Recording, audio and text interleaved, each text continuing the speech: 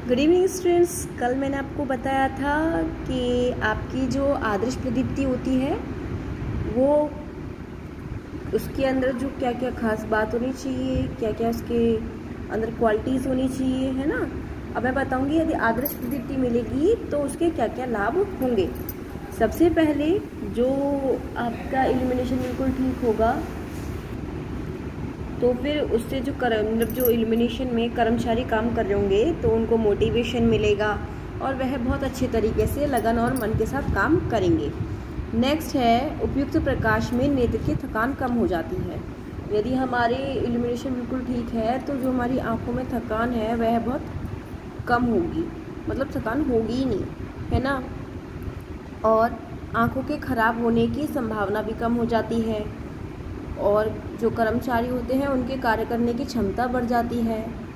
और जो आपका जब क्षमता बढ़ जाएगी तो ऑब्वियसली प्रोडक्टिविटी भी उसकी बढ़ जाएगी, है ना। और जो आपका वेस्ट होगा वो कम होने लगेगा, दुर्घटनाएं कम होंगी। यदि आपको ठीक से दिखाई देगा तो दुर्घटनाएं कम होंगी, है ना।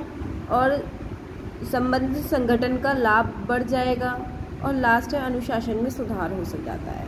ये आपके आदर्श प्रदीप्ति के गुण हैं, ठीक है। नेक्स्ट में पढ़ाऊंगी आपको प्रकाश वितरण की विधियाँ। प्रकाश किस किस तरीके से डिस्ट्रीब्यूट होता है। पहला है अवशोषण विधि। प्रकाश वितरण अवशोषण विधि से भी होता है क्योंकि प्रकृति में कुछ पदार्थ ऐसे पाए जाते हैं जो प्रकाश का अवशोषण करते हैं, ठीक है। दूसरा है जैसे कि आपका ब्लैक रंग का कोई भी मटेरियल होता है, ब्लैक रंग क्या करता है, आपका जो आपका प्रकाश होता है उसका ऑब्जर्वेशन करता है, अवशोषण करता है। इसीलिए जो ब्लैक कलर होता है उसको आप प्रकाश अवशोषण भी कहते हैं। अब है अपवर्तन विधि। अपवर्तन विधि में क्या होता है, प्रकाश वितरण अपवर्तन विधि के द्वारा भी होता है क्योंकि कुछ जो आपके प्रकृति में पदार्थ ऐसे पाए जाते हैं जो प्रकाश का अपवर्तन करते हैं, जैसे कि ग्लास, राइस पेपर आदि। नेक्स्ट है आपका परावर्तन विधि। परावर्तन विधि के द्वारा भी आपका प्रकाश जो है वो डिस्ट्रीब्यूट होता है, वितरण होता है। अब इसके एग्जाम्पल आपने पढ़ रखे होंगे, मिरर हो गया, प्रिज्म हो गया, ओपन ग्लास हो गया, रिफ्लेक्टर हो गया। ये किसके हैं, परावर्तन के नियम है, ठीक है। परावर्तन के एग्जाम्पल हैं। परावर्तन क्या होता है कि आपकी कोई आपतन किरण जिस कोण से आती है वह उसी कोण से जाती है, ठीक है।